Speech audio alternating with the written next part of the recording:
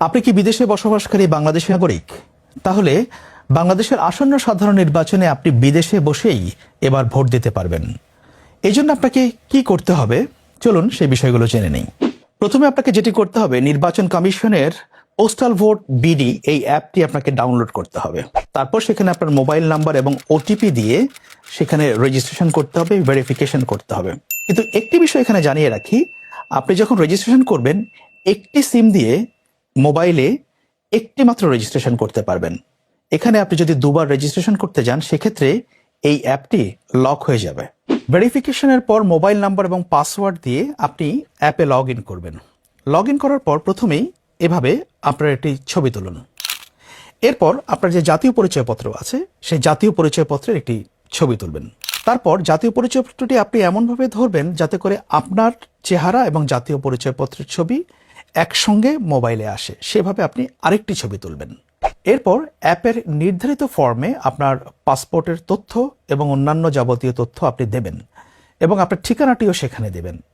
লন্ডনে আপনি বা কিংবা ব্রিটেনে আপনি যে এলাকায় বসবাস করেন সেই এলাকার আপনি যেখানে বসবাস করছেন সেখানকার ঠিকানা আপনাকে দিতে হবে। অর্থাৎ আপনি যেখানে চান যে আপনার ব্যালট পেপারটি আসুক সেই জায়গার ঠিকানাটি আপনি দেবেন। তারপর আপনার রেজিস্ট্রেশন সম্পন্ন হবে। পোস্টাল ভোট বিডি অ্যাপে আপনার রেজিস্ট্রেশন সম্পন্ন হওয়ার পর নির্ধারিত সময়ে আপনার কাছে ব্যালট পেপার পৌঁছে যাবে। জাতীয় নির্বাচনে সাধারণত পোস্টাল ভোটের ক্ষেত্রে কয়েক সপ্তাহ আগে আপনি ব্যালট পেপার হাতে পাবেন। সেক্ষেত্রে আপনাকে যা পাঠানো হবে সেখানে 3টি ডকুমেন্ট থাকবে।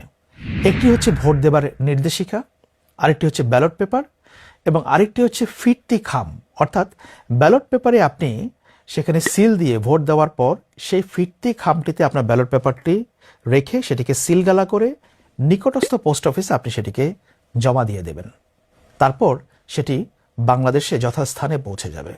ব্যালট পেপার হাতে পাওয়ার পর আপনি পোস্টাল ভোট বিডি অ্যাপটিতে লগ ইন করুন এবং লগ ইন করে আপনাকে যে খামটি পাঠানো হবে সে খামের উপরে একটি কিউআর কোড থাকবে, সেটিকে স্ক্যান করতে হবে। এবং মনে রাখবেন, স্ক্যান করার সময় আপনার মোবাইল ফোনের লোকেশন শেয়ারিং অপশন অবশ্যই চালু রাখতে হবে, অন্যথায় আপনি সেটি করতে পারবেন না। এরপর সেটি সম্পন্ন হলে আপনি ব্যালট পেপারের যে নির্দেশিকা দেওয়া আছে সেই নির্দেশনা মোতাবেক আপনার পছন্দের প্রার্থীকে নির্দিষ্ট চিহ্ন দিয়ে আপনি ভোট দেবেন।